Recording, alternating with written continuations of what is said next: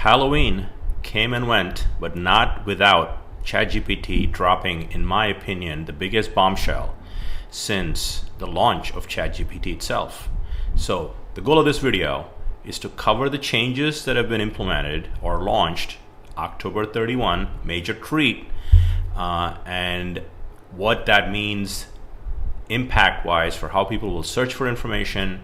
And today I'm going to take you inside and kind of give you a little actual demo of the features of ChatGPT as of October 31, and also compare it to one of my favorite tools, Perplexity, which is also an AI answer engine, and see what our future holds with AI.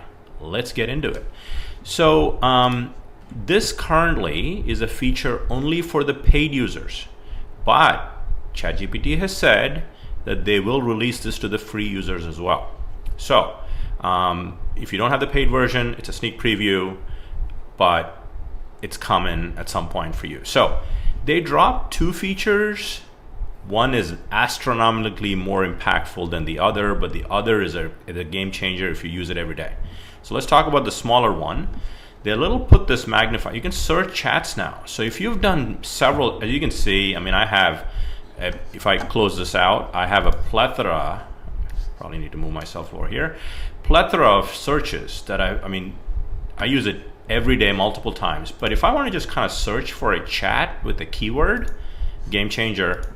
So I could just simply type in the word concierge and it'll pull up all things that have concierge in them, whether it was a subject line, whether it was the main topic written here, or any word. So it's almost like a Google search of that keyword in your chats. Game changer if you want to get to a chat, and they could do better on the left side with the naming of these chats because it just takes what you ask it. So was a game-changing feature for usage. But compared to the second one I want to introduce you to, that is footnote material. All right, let's go to the big one. So many of you know, if you go to ChatGPT and simply type in, what is your knowledge cutoff? And this was, outside of Google, most of them struggle with typing like I am. If you type that in, it'll come back and say, look, my data is cut off at October 2023. But they launched this globe here, search the web, and when you click that, and I then type in the same thing, okay, and now it basically says, yeah, October 2023. However, I can access the internet to provide real-time information on current events and developments. So let's do a simple one. Who are the Eagles playing this weekend? Okay, and let's see what it comes up with. And I'm doing this live, obviously, so it's checking. Woohoo! Look at that. Eagles are set to play Jacksonville Jaguars November 3rd, and it got that from there. Sources. Look, I think search is being reinvented as we speak, and the reason for that is most of us that search for information, we're looking for an answer, not links.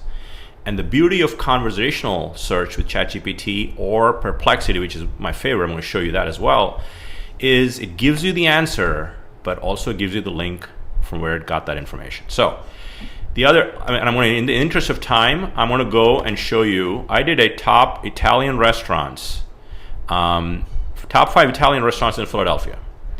And it even incorporated the map into my GPT search. And it gave me the 5, and I can click on the map and it shows me the restaurant below, directions, website, call. And this is, in my mind, I think this is as a bigger impact. I don't think SEO is going away, but I think SEO is going to change. Just like how the taxi industry changed with Uber and Lyft, I think we're seeing SEO also being impacted. If I was Google, I'd be nervous, not concerned, but I'm sure they're concerned as well. The level of impact this could have, I think, is transformational. So, which means if you have a paid account, I'm going to do everything here. I've been using ChatGPT for research and writing and doing all of those things 80% of the time. Now it's kind of getting to 95% of the time, right? So, fun one. I did this. what is your top podcast for real estate agents learning AI? And I'm fortunate that it picked Real Estate AI Flash, which is a podcast I host weekly. So I'm blessed to be in a position to kind of have that happen. But let me show you Perplexity. So this is early. This is October 31st was it launched. So I'm recording this on November 2nd. So it's just the ink hasn't dried. So it's still a little, I would say, in terms of aggregating internet content, it's still a little close to real time. I wouldn't call it real time. And I want to show you an article I pulled up from ESPN. And it's hard to find a site where there's no political campaign going on. So I picked ESPN for our sanity.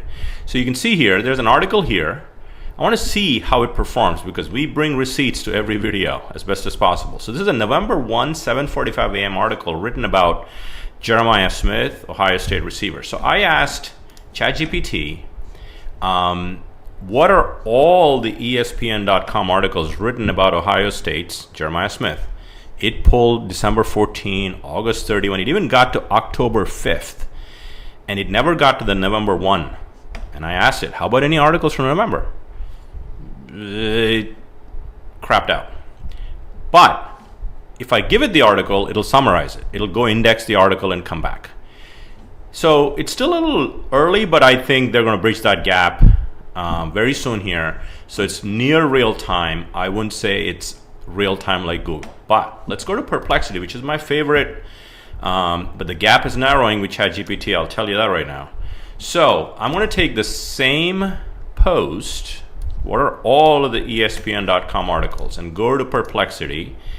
And Perplexity, before I hit enter, for those of you, hopefully you know Perplexity if you've been listening to our podcast and YouTube channel. It's one of my favorite tools I use all day for Google searches. It is still better than this mammoth release for ChatGPT, but the gap is narrowing. And the good thing about this is, unlike ChatGPT's web search, which is only for the paid users, as of this recording, you can download Perplexity and use it for free and get the pro searches.